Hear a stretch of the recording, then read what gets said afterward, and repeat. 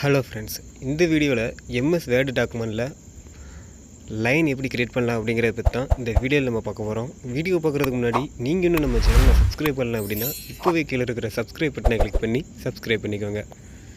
MS வேர்டை பொறுத்த வரைக்கும் மல்டிபிள் டைப்பில் லைன் கிரியேட் பண்ணலாம். இந்த வீடியோவில் 3 டைப்பில் எப்படி கிரியேட் பண்ணலாம் அப்படிங்கிறத நம்ம பார்க்கலாம். இப்போ இதுக்காக புதுசாக ஒரு வேர்டு டாக்குமெண்ட் கிரியேட் பண்ணி ஓப்பன் பண்ணிக்கிறேன்.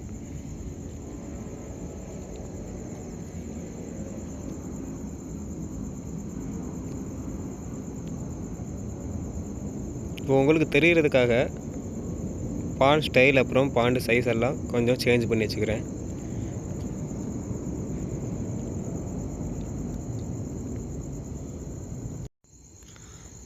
டைப் 1ல் வந்துட்டு ஸ்டாரை 3 வாட்டி டைப் பண்ணிவிட்டு என்டர் கொடுத்தீங்க அப்படின்னா அது ஒரு லைன் க்ரியேட் ஆகும்.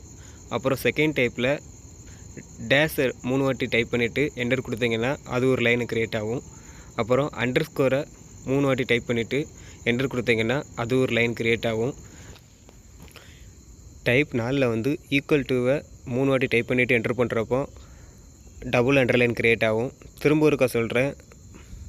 டைப் 1ல் வந்துட்டு ஸ்டாரை 3 வாட்டி டைப் பண்ணிவிட்டு என்டர் பண்ணப்போ ஸ்டார் அண்டர்லைன் க்ரியேட் ஆகும். அப்புறம் செகண்ட் வந்து டேஷை 3 வாட்டி டைப் பண்ணிவிட்டு என்டர் பண்ணப்போ அது ஒரு லைன் க்ரியேட் பண்ணி கொடுக்கும். தேர்டு வந்துட்டு அண்டர் ஸ்கோரை 3 வாட்டி டைப் பண்ணிவிட்டு என்டர் பண்ணுறப்போ அது ஒரு லைனை க்ரியேட் பண்ணி கொடுக்கும்.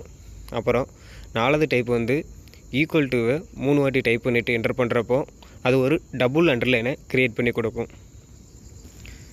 எம்எஸ் வேர்டை பொறுத்த வரைக்கும் இந்த மாதிரி வெரைட்டி ஆஃப் டைப்பில் நம்மளால் லைன்ஸை க்ரியேட் பண்ண முடியும். இந்த தகவல் உங்களுக்கு எந்த அளவுக்கு பயனுள்ளதாக இருந்துச்சு அப்படிங்கிறத கமெண்டில் சொல்லுங்கள்.